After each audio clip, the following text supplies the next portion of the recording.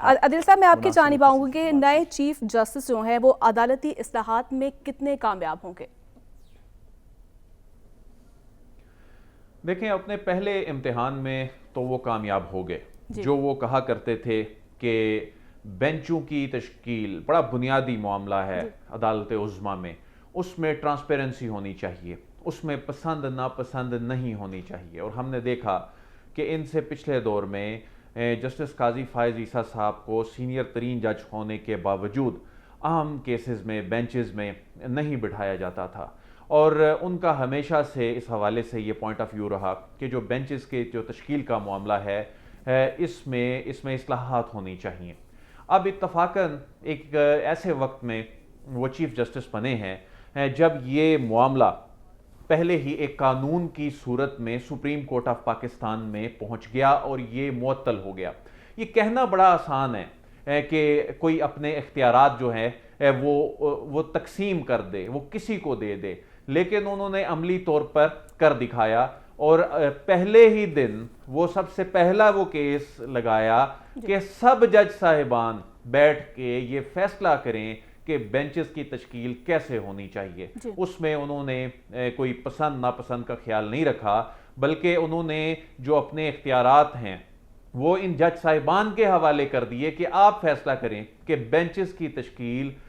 جو ہے وہ کیسے ہوگی. تو یہ سب سے بنیادی ایک کام جو انہوں نے کر دیا یہی طے کرے گا کہ سپریم کورٹ آف پاکستان میں آنے والے معاملات جو ہیں وہ کس انداز میں چلیں گے. اگر تو یہ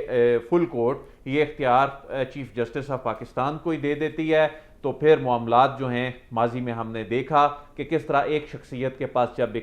جب طاقت ہوتی تھی، اختیار ہوتا تھا، وہ کس طرح سے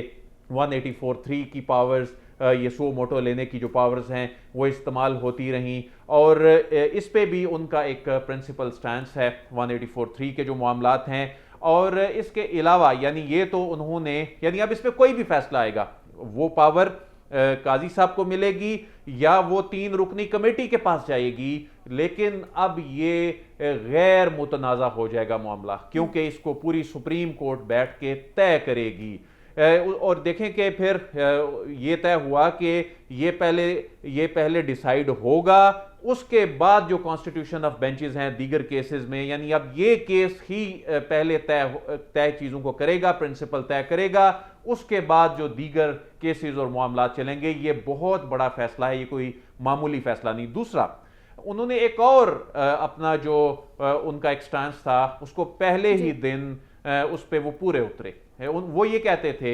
کہ بلکہ انہوں نے کئی خط و کتابت بھی کی اس حوالے سے کہ جو رجسٹرار ہیں وہ جوڈیشل آفیسر ہونا چاہیے. وہ کہتے تھے کہ ان کا انتظامیہ سے تعلق نہیں ہونا چاہیے. اور ہم نے یہ افتخار چودھری کے دور کے بعد سے دیکھا کہ اس میں کس طرح سے بیوروکریسی کے ایک خاص گروپ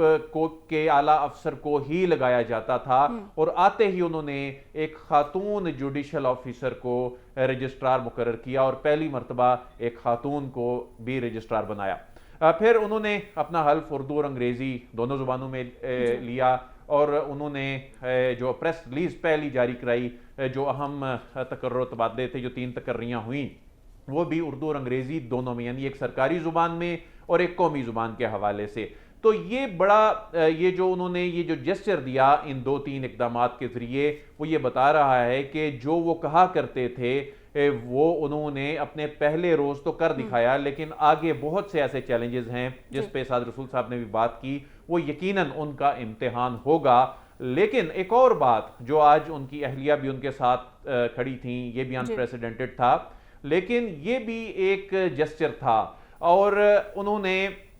دیکھیں ہم نے یہ دیکھا کہ جب ججز پہ الزامات لگتے ہیں اکاؤنٹیبلٹی جو ہے یہ سب کی ہونی چاہیے،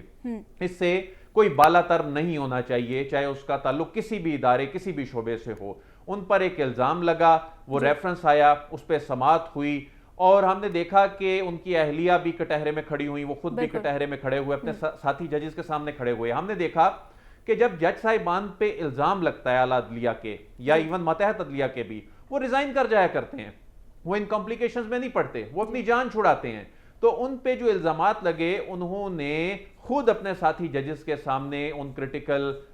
جو کوسچنز کا نہ صرف جواب دیا بلکہ ان کی اہلیہ نے اس کرٹیکل وقت میں ان کا ساتھ دیا، اور آج انہوں نے اپنے ساتھ ان کو کھڑا کر کے یہ میسج دیا. لیکن آنے والا وقت یقیناً ایک مشکل وقت ضرور ہے، اور اس میں اگر اسی طرح جس طرح قاضی صاحب اپنے سٹانس پہ پہلے دن پورے اترے ہیں، آنے والے وقت میں بھی وہ اپنے انہی پرنسپلز کو اگر لے کر چلتے ہیں، تو میں سمجھتا ہوں کہ سپریم کورٹ آف پاکستان میں جس طرح بہت سے ایشوز میں کریڈیبلٹی کے ایشوز بن گئے، بہت سی سیاسی چیزوں نے اس ادارے کو نقصان پہنچایا، اور بہت سے اختلافات نے اس ادارے کے حوالے سے بہت سے معاملات کو، جو چیزیں ایک فورم پہ ڈسکس ہونی چاہیے تھیں، وہ سیاسی میدان میں آ کے چیزیں ڈسکس ہونے لگیں. باہر بیٹھے لوگوں نے فائدہ اٹھانا شروع کیا، اور اس ادارے کے معاملات کے حوالے سے انہوں نے اس تقسیم اور اس اختلاف کا فائدہ اٹھا کے اپنے مقاصد کے لیے استعمال کیا. ریاست کے لیے استعمال کیا، بڑے دبنگ فیصلے بھی کیے، ہم نے دیکھا اس پر انہوں نے عمل درآمد بھی کروایا. بالکل